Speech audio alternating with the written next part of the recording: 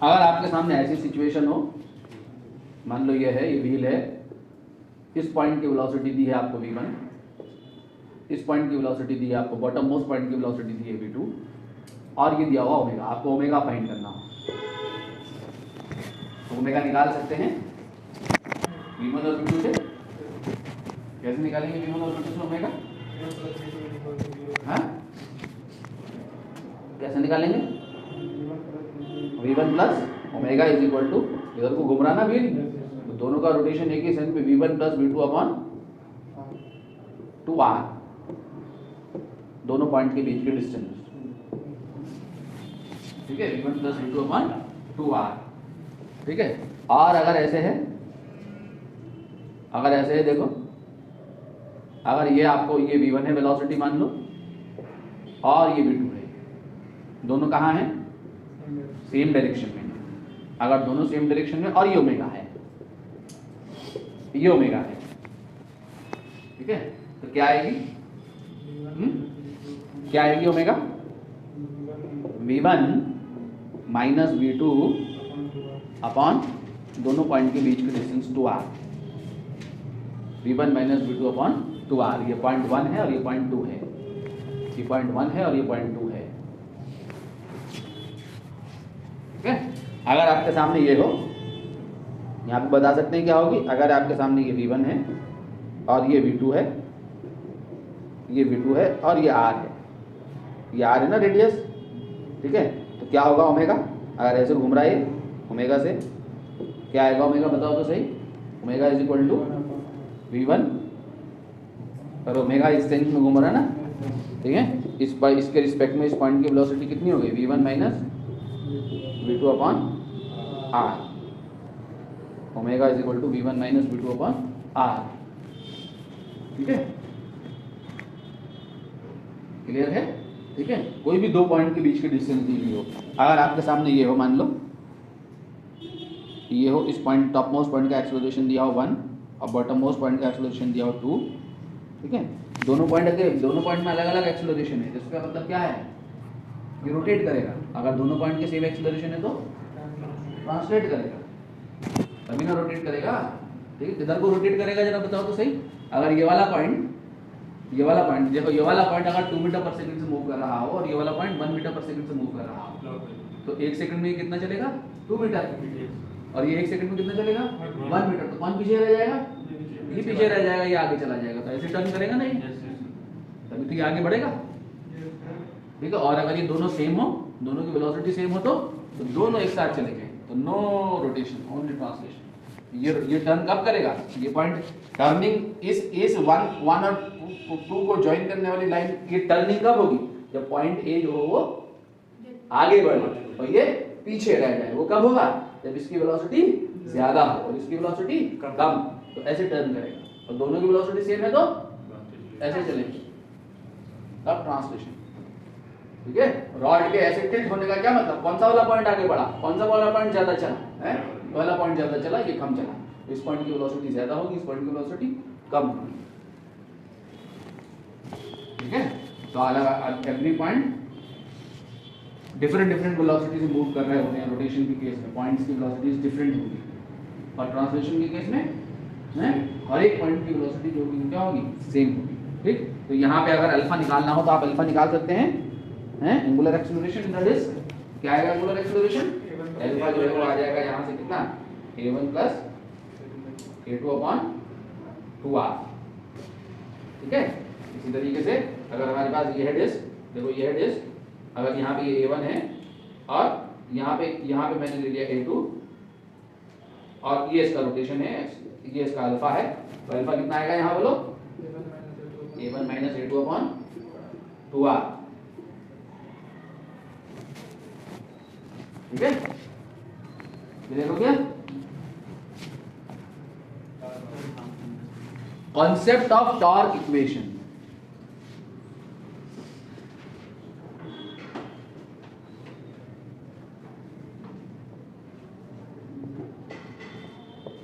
Force equation क्या है बच्चों? फोर्स इक्वेशन क्या है? फोर्स इक्वेशन क्या है? F is equal to m के। क्या है फोर्थ इक्वेशन? ठीक है, उसी के करस्पॉन्डिंग यहाँ पर इक्वेशन है। F की जगह कौन? टाउ और मास की जगह हमने क्या बताया था, कौन है यहाँ? Moment of inertia. जो रोल मास का है ट्रांसलेशनल डायनामिक्स में, वही सेम रोल यहाँ मोमेंट ऑफ इनर्शिया का है। और ए की जगह क्या हो जाएगा? Alpha. Tau is equal to I alpha.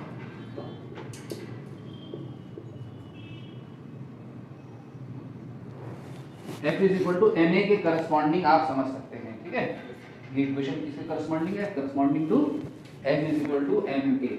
मास की जगह कौन? फोर्स की जगह टॉर्क। जो काम वहां फोर्स का, वो काम यहाँ टॉर्क का। जो काम वहां मास का, वो काम यहाँ मोमेंट ऑफ इनर्शिया का। ठीक है, वहां एक्सेलरेशन, तो यहाँ पर क्या? Angular acceleration. Tau is equal to I alpha. Valid only for rigid body.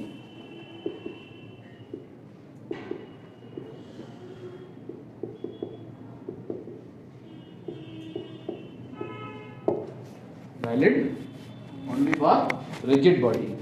Torque equation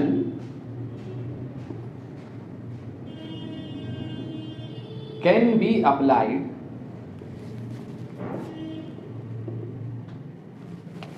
only about 2 points in the body. याद रखेंगे मेरी बात को, क्या लिखवाया मैंने? कितने पॉइंट के अबाउट लगेगी torque equation? Only about 2 point, बस। वो 2 पॉइंट कौन से हैं? पहला कौन है? या तो सेंटर ऑफ मास के अबाउट, पहला point.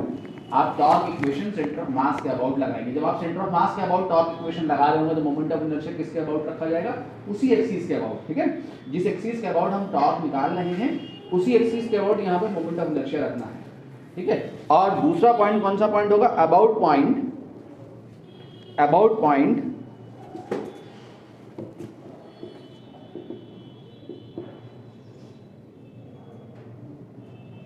in the body which is at rest.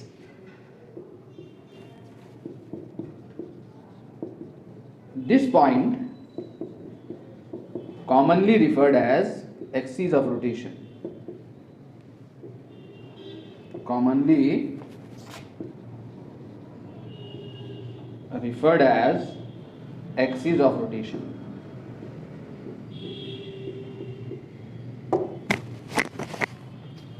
कितने पॉइंट के अबाउट लगेगी torque equation? Only about 2 points in the body. कौन कौन से 2 पॉइंट? सेंटर ऑफ मास, या वो पॉइंट जो बॉडी में रेस्ट कंडीशन में होगा। कौन सा वाला पॉइंट कंडीशन में, रेस्ट कंडीशन में होगा? है वो पॉइंट जिस पॉइंट से बॉडी के अंदर से एक्सिस ऑफ रोटेशन पास हो रही होती है। कौन सा पॉइंट रेस्ट कंडीशन में होता है? वो पॉइंट जिस पॉइंट से बॉडी के अंदर से एक्सिस ऑफ रोटेशन पास हो रही होती है, वो पॉइंट मेरा रेस्ट कंडीशन में होता है।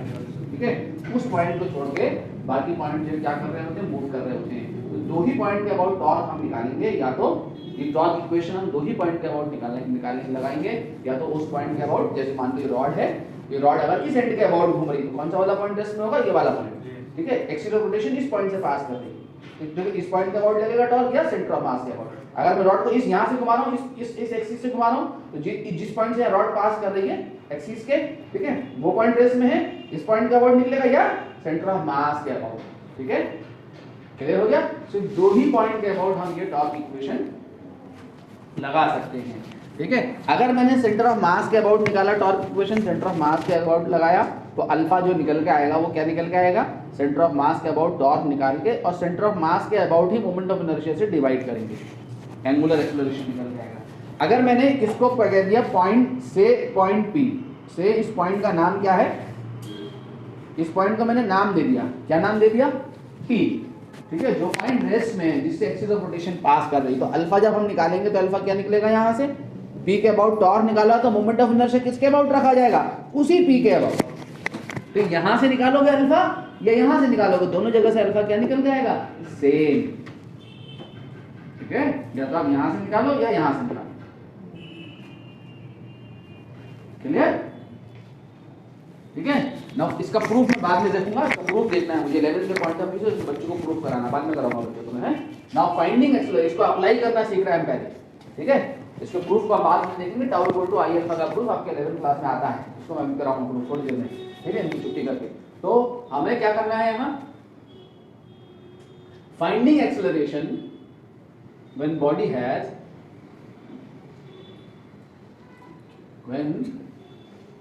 finding acceleration when body have both translation and rotation. अभी हमने निकाला बच्चों, बॉडी में रोटेशन भी था और ट्रांसलेशन भी था। मेरी बात का जवाब दो। अभी मैंने ट्रांसलेशन और रोटेशन को कंबाइन करके एक्सेलरेशन दिखाया था, ओमेगा दिखाया था, अल्फा दिखाया था, ठीक है, वेलोसिटी दिखाई थी सेंटर ऑफ मास की, किसी पॉइंट की वेलोसिटी निकलवाई थी हमने, ठीक है, ओमेगा निकलवाया था। अभी जो मैंने था यहाँ पे जो अभी मैंने क्वेश्चन दिया था आपको, मैंने कहा था कि ये जो है ये ए एक्सेलरेशन है और ये अल्फा है।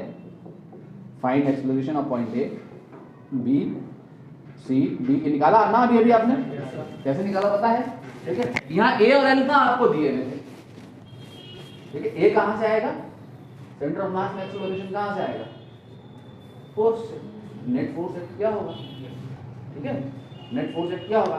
तो आपको अब ये ए और अल्फा दिए हुए नहीं होते हैं, या तो मैंने अभी निकालना चाहिए, तो ए अल्फा नहीं दिए हुए, आपको क्या गिवन होता है, बॉडी के ऊपर फोर्स गिवन होता है। वो फोर्स टॉर्क भी प्रोड्यूस करेगा बॉडी पे और नेट रिजल्टिंग फोर्स भी डेवलप करेगा, ठीक है। तो नेट रिजल्टिंग फोर्स है। अब आपको क्या करना है, ऐसा करने के लिए आपने स्टेप नंबर वन में आपने सबसे पहले सेंटर ऑफ मास का एक्सेलरेशन निकालना है। ये निकालना है, ये निकालना होगा, गिवन नहीं होगा। कैसे निकलेगा, F upon net force upon mass. ये कौन सा सम करना है, ये फोर्सेस का वेक्टर सम। फोर्स इक्वेशन लगा देंगे स्टेप नंबर 1 में। स्टेप नंबर 2 में क्या करेंगे, अल्फा निकाल देंगे। अल्फा कैसे निकालेंगे, या तो आप सेंटर ऑफ मास के अबाउट टॉर्क निकाल के सेंटर ऑफ मास के अबाउट मोमेंट ऑफ इनर्शिया ले लें, या पॉइंट पी के अबाउट जो हमने रेस्ट में माना है उसके अबाउट लेके उसके about moment of inertia divide करें। दोनों में से किसी एक, कोई भी एक फॉलो कर लें, ठीक है। ये क्या होगा आपका प्योर ट्रांसलेशन कंपोनेंट। ये क्या होगा आपका, यहाँ से रोटेशन आ जाएगा, प्योर रोटेशन कंपोनेंट क्या हो जाएगा। तो acceleration of any point, step number 3 में क्या हो जाएगा, एक्सेलरेशन ऑफ एनी पॉइंट क्या हो जाएगा, any point in the body क्या हो जाएगा। मान लो x कोई पॉइंट है, क्या आ जाएगा, जो रोटेशनल कंपोनेंट है, ट्रांसलेशनल जो कंपोनेंट है, translational acceleration plus rotational acceleration, दोनों को क्या कर दोगे, सम कर दोगे। रोटेशनल एक्सेलरेशन क्या होगा यहाँ से, आर अल्फा या you can say x alpha. Translational acceleration कितना है, ACUM, और ये कितना है, एक्स अल्फा या आर अल्फा। दोनों का कौन सा सम परफॉर्म करोगे, हैं, vector sum.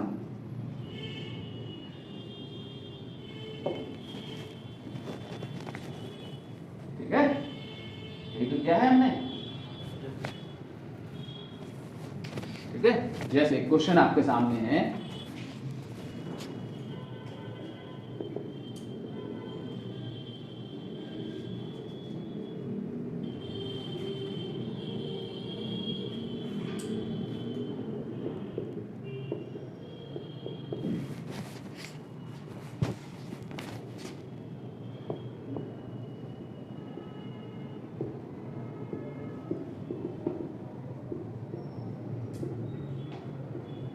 find acceleration of point A and B in the disk।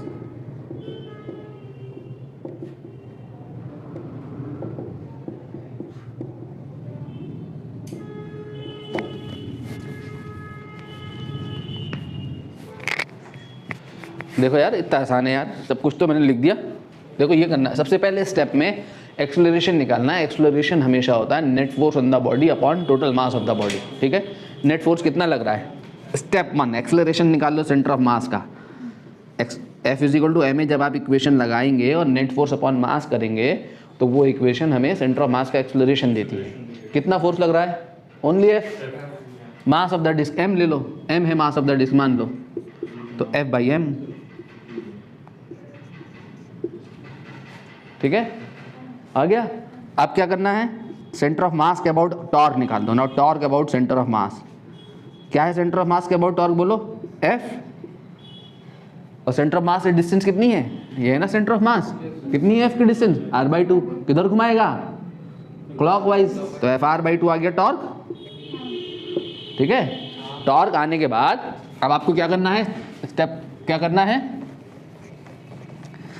Alpha निकाल लो। अल्फा क्या हो जाएगा, जिस एक्सिस के अबाउट टॉर्क निकाला है आपने उसी एक्सिस के अबाउट मोमेंट ऑफ इनर्शिया लेकर डिवाइड कर दो। अब मोमेंट ऑफ इनर्शिया कितना होगा डिस्क का इस एक्सिस के अबाउट, हाफ mr²।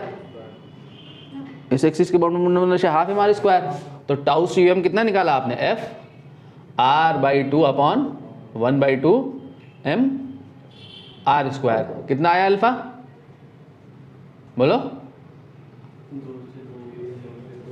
F/r आ गया है, F/mr, ये अल्फा आ गया।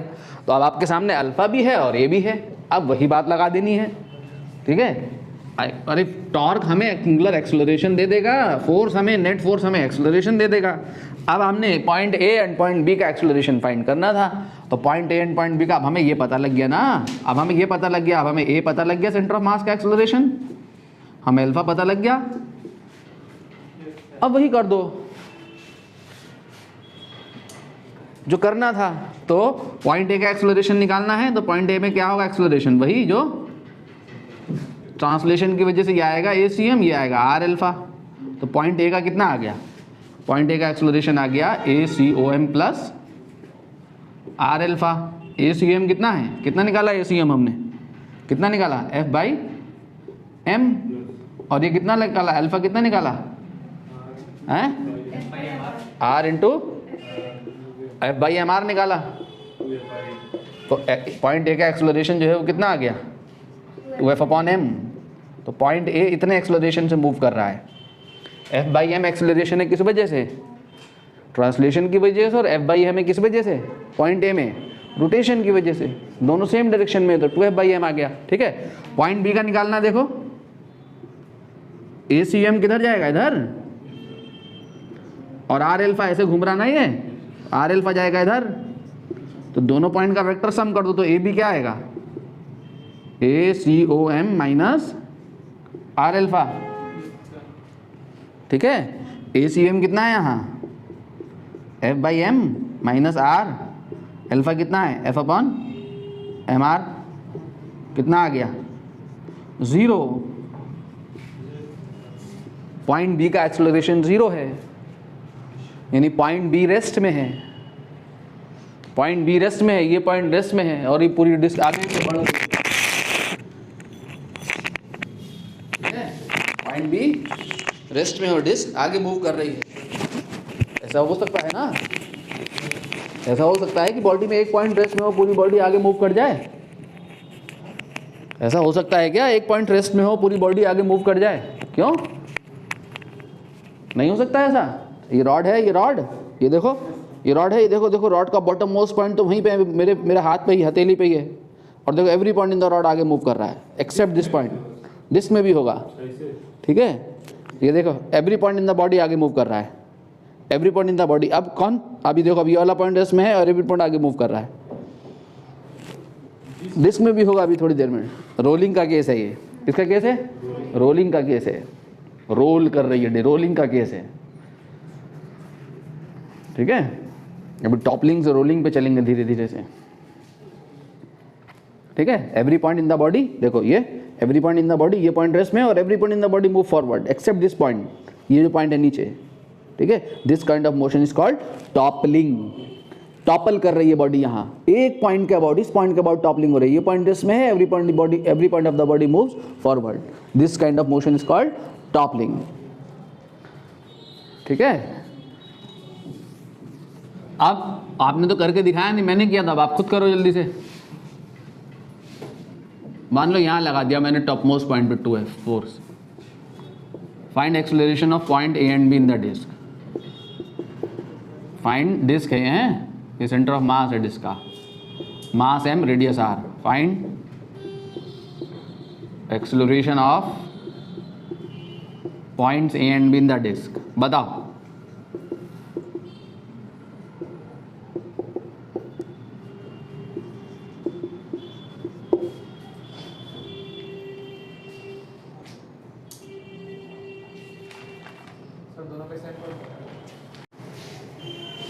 ठीक है बच्चों, वो जो पिछले जो मैंने 2 केस बताए थे ना कि torque due to couple, torque due to a single force, तो वहाँ तो मैंने ये शो किया था जब सिंगल फोर्स के लिए हम टॉर्क निकाले होंगे तो torque about different in point in the body क्या आएगा, डिफरेंट आएगा।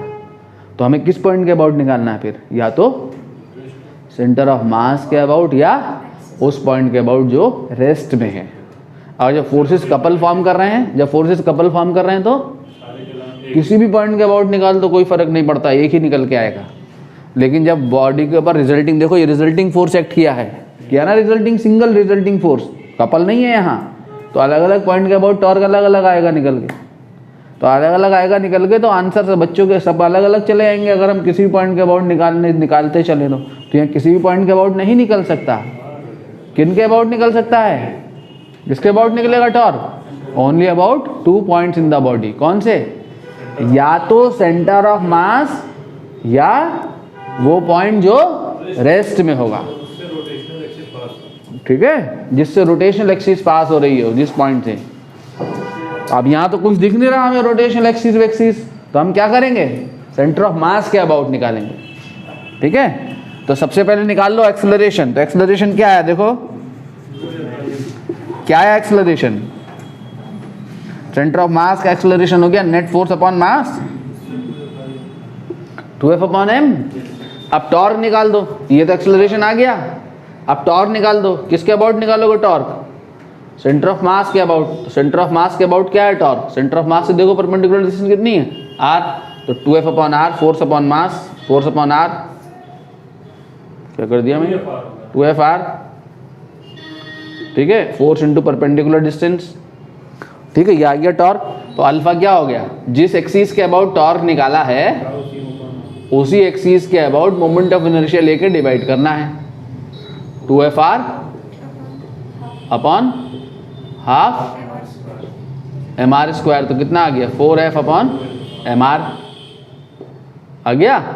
अब अल्फा पता लग गया, ए पता लग गया, अब हमें किसका बताना है, अब हमें वही बात आ गई, ये एक्सेलरेशन पता लग गया सेंटर ऑफ मास का और हमें अल्फा पता लग गया। तो पॉइंट ए का एक्सेलरेशन क्या है, टॉप मोस्ट पॉइंट का, सेंटर ऑफ मास का एक्सेलरेशन यही है ACM और ये है हमारा R अल्फा। तो पॉइंट ए का एक्सेलरेशन कितना आ गया, ACM plus R alpha. ACM कितना निकाला आपने, 2F/m plus R into alpha कितना निकाला, 4F/mr, कितना आ गया 6F/m आ गया। और B का निकालोगे तो ये क्या है, बोलो, ये आ गया आपका ACM और ये क्या आ गया आपका R अल्फा। तो B का एक्सेलरेशन कितना आ गया, AB इज इक्वल टू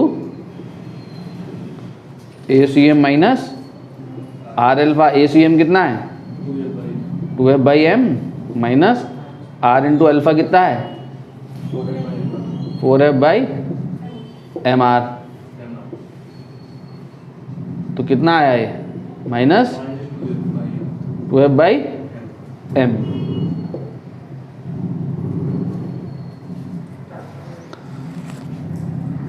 ठीक है, ये जो है कहानी है। ठीक है, अगली क्लास में यहाँ से मिलेंगे हम आगे, टॉपलिंग एंड रोलिंग पढ़ेंगे, rolling motion and toppling motion अगली क्लास में हम पढ़ रहे होंगे। ठीक है, अगली क्लास आपकी जो है मंडे को होगी। 11th का आपका शेड्यूल मैंने चेंज कर दिया है, ध्यान रखें, मंडे, वेडनेसडे एंड फ्राइडे। कितने बजे, 4।